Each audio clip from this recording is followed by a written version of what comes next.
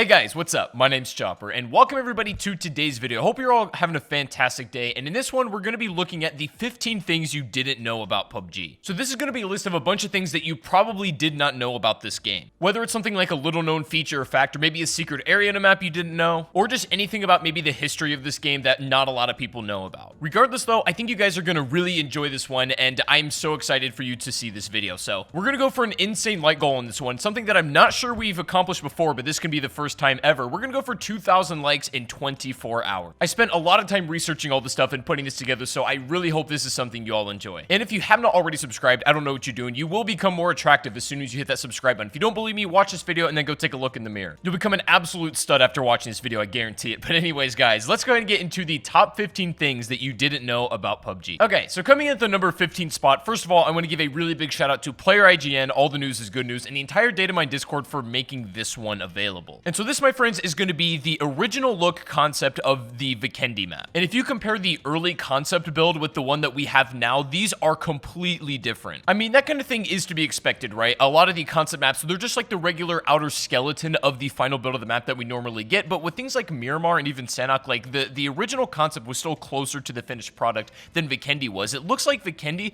is more like Erangel structured and the way that the environment is laid out. However, there's a snowy mountaintop, and maybe that was only where the snow existed. Like the rest of it was kind of like a greenish brownish like tundra. That's what it appears to be like in this image, although I will say that it looks like there's like a frozen lake at the top of the map as well, and so it's like a lot of this has been restructured and redone for regular Vikendi. Of course, I always find these concept images of maps really interesting and stuff, but this one is like particularly stands out to me just because of how different it is to the now newer version. What do you guys think was the more overall theme and vibe for this map, rather than just being like a completely snow-covered wasteland essentially? What do you think this other one was? Okay, moving on guys, and coming in at number 14, as far as I'm concerned, I think this is one that's worth mentioning, because if you're a player that's not completely up to date with every single patch that's come out recently, maybe you're a little bit more of a casual player of this game and you're not up to date with everything, I think it's worth knowing that there's a new gameplay feature that they just low-key slipped into a patch that not a lot of people knew about, except for like the most, hardcore players. And this is the fact that now SMG and pistol attachments are completely interchangeable. So this means these specific attachments for like SMG or pistol suppressors, and the same thing with magazines, can now be applied to both types of weapons, meaning there's a greater fluidity between the two. And that's great because it makes those attachments a little bit more useful, especially because people run SMGs a lot more. And also the fact that you can now put the stock not just only on the M4 and the Vector anymore, it can go on the M16, it can go on the Mutant, which is a great help to both these weapons. And then also finally, holographic sights can now be added to pistols, which is not something I can say I recommend too much, but it's especially better than iron sights. And certainly if you're going to be running the Deagle, then either a red dot or a holo is a way to go with these weapons, I think. But these interchangeable attachments were just like a little gameplay feature that got slipped in so under the radar in just some random patch, and I think a lot of people aren't aware of it, so here you go. Alright guys, coming in at the number 13 spot is an attachment that you guys may or may not know about, and this is the fact that the crossbow used to have its own grip. Now, I've spoke about this before in like a cut content video. You might be familiar with this attachment, you might not be, but the crossbow did indeed used to have a grip for it. Now, the details of it I'm not entirely sure on, but what's interesting and why I bring this up is the fact that a lot of people seem to think that this attachment's coming back very soon. They could have removed it because it was one of those things that players just weren't using, or maybe it didn't affect the weapon too much. As far as I can tell, the only thing it would really help with maybe is ADS speed, or like, centering and balancing the weapon a bit better. Now, really the only crossbow specific attachment is the quiver, and that's just gonna help your reload speed, which is nice if you're gonna be running the crossbow, but if you can combine it with this grip, maybe it could be a weapon that's a little bit more viable. But again, as I said earlier, I think it's worth knowing about because it is possible that this attachment is gonna return to the game pretty soon. Alright, so coming in today at the number 12 spot is something that I find personally pretty cool, because I think this is one of those urban myths that a lot of PUBG players believed, especially when the game was very early and it came out. You might be familiar with the Ballistic Mask face accessory on this game. Now, this was one of those things that a lot of players believed that this would provide face protection, but in all reality, it doesn't do anything. It's just for looks. But apparently, when PUBG was originally developing the armor system, the Ballistic Mask was supposed to at least provide some protection, especially in the face and neck area. But from what it seems like with the complexity of the armor system in this game, the way that the tiers work, and then with the vests and helmets, the Ballistic Mask just wasn't going to gel well with these two. I believe the idea was that the Ballistic Mask mask was kind of going to be like the protection for the neck area, as the neck and the head are actually different hitboxes, and the neck doesn't get any protection except if you're wearing a level 3 helmet. So who knows, that mask could have been a really cool piece of the armor system, but it'll probably just be forever an accessory. Alright, taking the number 11 spot is a pretty weird one if you ask me, and this got leaked around a year ago, and it was an item that was like an exoskeleton, and we had no idea what to make of it. It was one of the strangest things that was ever reported to be coming to PUBG, but it never happened. Now, of course, the details on this exosuit thing, whatever it is very limited, but we don't know. We have to assume it was probably either a costume that was going to be added to the game or some kind of actual item. I think in this case, you gotta assume the most logical explanation of this, where it's just like some kind of weird costume design, but it's possible that it also could have been something more. Now, after this originally leaked and then people freaked out about it because they thought that PUBG was going to, they were going off in a weird direction, people were concerned, like this got removed and this vanished so fast. And that's the only reason that part of me thinks that it was something more than just a cosmetic item. Because for them to backpedal that fast means it was probably something more, and I'm not going to make any assumptions about this. It was probably just one of those weird things that was maybe going to be added to the game,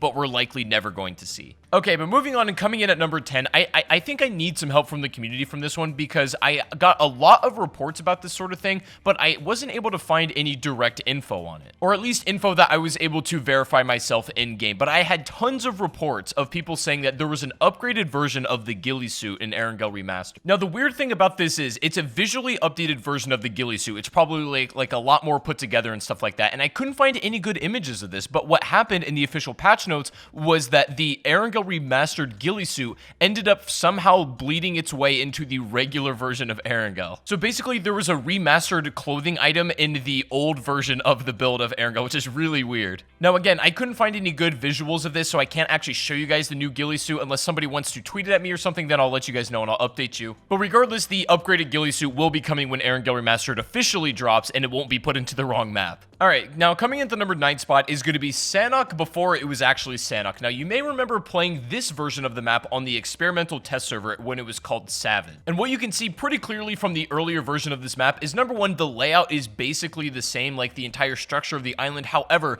the terrain you can see is very different, and it seems to be like there's a lot more variety, from taller mountains to more like farmland, it seems like. And while Sanhok, listen, I love Sanhok as much as the next guy, and I do think it's a good map. However, what I will say is it feels like the environment is kind of much the same, you know what I mean? Like, even in maps like Erangel and Miramar, there's still instances of the map that just look completely different from the rest of the field. And in my opinion, a lot of that variety is missing from Sanhok, but while I really do love the layout of the map, I prefer the visuals and sort of the different variety of Savage. That's just a personal preference of mine. You guys can let me down in the comment section if you ever played this map back when it was actually called Savage. Okay, coming into number 8 spot has to do with the grips. Now, you might remember, if you're a very early player of this game, that there were only 2 grips available to you, the vertical and the angled. So the choice was like pretty simple for most weapons, and that all changed when the new 3 grips got added: the thumb, the half grip, and the light grip. Now, all of these kind of worked properly except for one. The light grip may have been the most broken attachment in the entire game. Now, as you guys know, as a general rule of thumb, it's always better to have some grip rather than no grip, right? At least in most cases. But with the light grip, that was not the case. This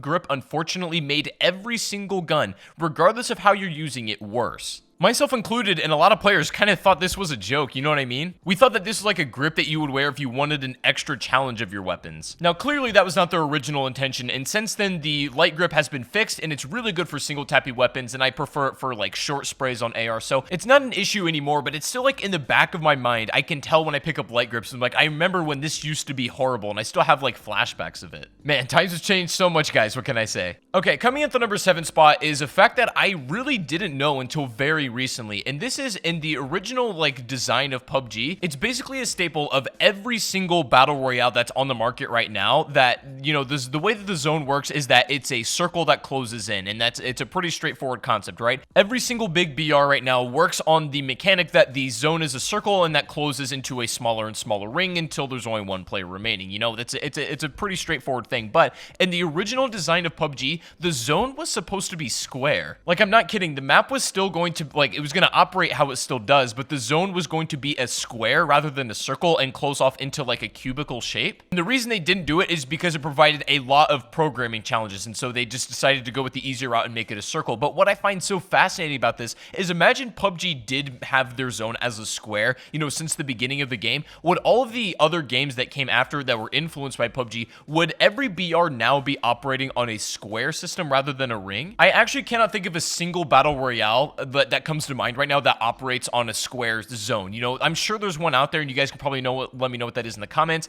But as far as like popular BRs go, they're all with the circle, and you know, it's probably a little bit inspired by other BRs, or more specifically PUBG, when it, you know, really put the genre into the mainstream. It's weird to me to think how that all could have been different had PUBG ran on a square zone rather than a circle. Okay, coming in at number 6, guys, is going to be something that's really worth knowing when you're playing Ghillie Remastered. When this comes out, whenever these final updates get rolled out to PUBG, the fact that now these haystacks that are in the field can now be ran through with vehicles, and they can also be burned down with Molotovs. Basically, these were indestructible before, but now you can completely break them down using vehicles. You can blow them up with a grenade. Again, you can burn them down with a molly. However, you cannot shoot through them. So if you've gotten used to using these things as cover, especially when you're playing in an open field, when Ghillie Remastered comes out, that's going to be no more, as these things are now like targets for being destroyed. Now, there's still only a couple of things that you can destroy in this game, like those little like wooden shacks and also these hay bales. Everything else is still like indestructible, which is, you know, important to know. But this is definitely crucial information for where you're going to be playing the new map. All right, fellas, coming in at number 5 is something that I think is pretty funny to know about PUBG. The fact that, like, back when Ergo was the only map, you know that there are 2 bridges that, you know, cross a body of water that you need to get from one side to the other,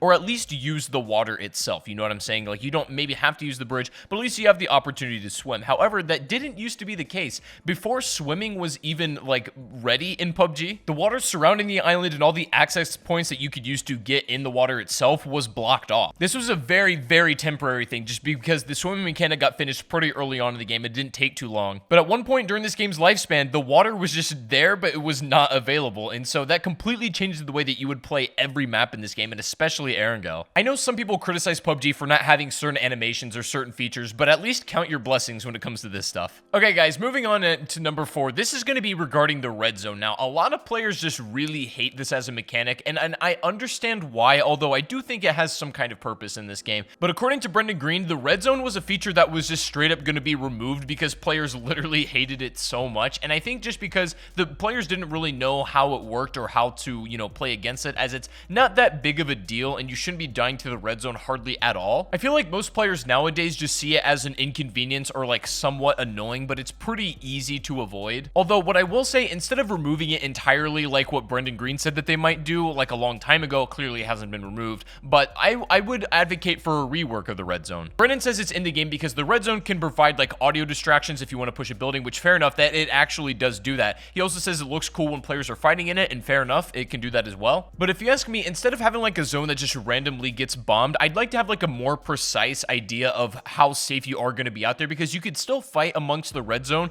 Maybe, you know, it's going to be a lot more dangerous, but instead of giving players like a random chance to get bombed, and nobody wants to have their game just randomly nuked. So instead of like it being RNG, make the red zone like have some other threat, but that's like predictable, but you can still fight in it. It's just more dangerous. It's like still one of those remaining, I call them fossil features from the early days of PUBG that's never really changed. It's still like in the modern era of how PUBG has evolved, but it's still stuck in the past. All right, guys, coming in at number 3 regards the glorious, amazing pan. Now, apparently, from what we know, this was not supposed to have its effect that we currently see in the game. What was going to happen was this was just a random melee weapon that when applied to the back, it was a glitch where it was blocking bullets. Basically, PUBG Corp just saw this as just like a funny glitch and decided to leave it in. Now, it's become such a staple of this game that I can't imagine playing PUBG with the pan not doing what it does. You know what I'm saying? It's one of those things that certainly helped make PUBG famous and stand out as a BR. At least it's one component of it, and so I don't think this bug, which I guess technically it is ever going to change, but I'm okay with it. I'm used to it at this point. I think most players would agree.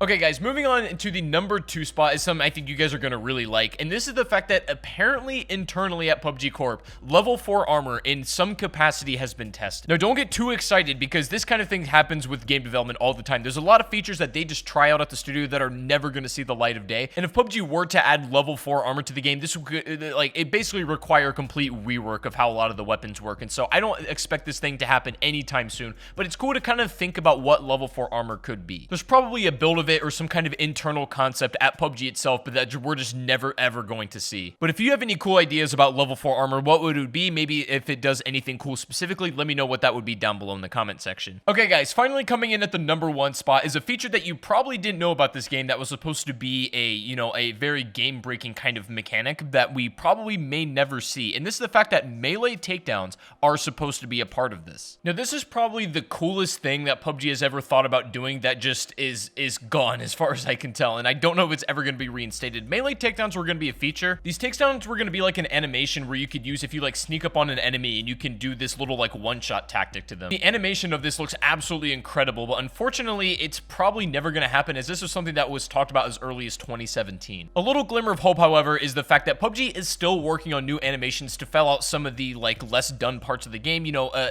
getting in and out of vehicles is an animation they say they're working on, and so maybe this melee takedown will be something in the future, although that's been kind of said since 2017, so I'm not really too hopeful for it. But these melee takedowns would be something that I absolutely love to play with, and I think you guys would like as well. So let me know what you think about those down below in the comment section, and I hope you guys did enjoy this video. I think that is going to wrap it up for today. The top 15 things that you didn't know about PUBG. Let me know what you guys thought of this video in the comment section down below. I spent a lot of time putting this together, and I really hope you guys did find this interesting. And if you did, please make sure to leave a like rating and subscribe, of course, if you are brand new around here. And before you head out, if you guys don't mind checking the link in the description and go subscribing to my second channel as well. We are getting really close to 10,000 subs over there, and I'm uploading more content pretty consistently, so go check that out too. And so if you are supported on this channel and like what I do, then make sure you go check that one out as well. And without further ado, thank you guys so much for watching once again, and I'll see you all on the next live stream or the next video. Take it easy, guys, and peace out.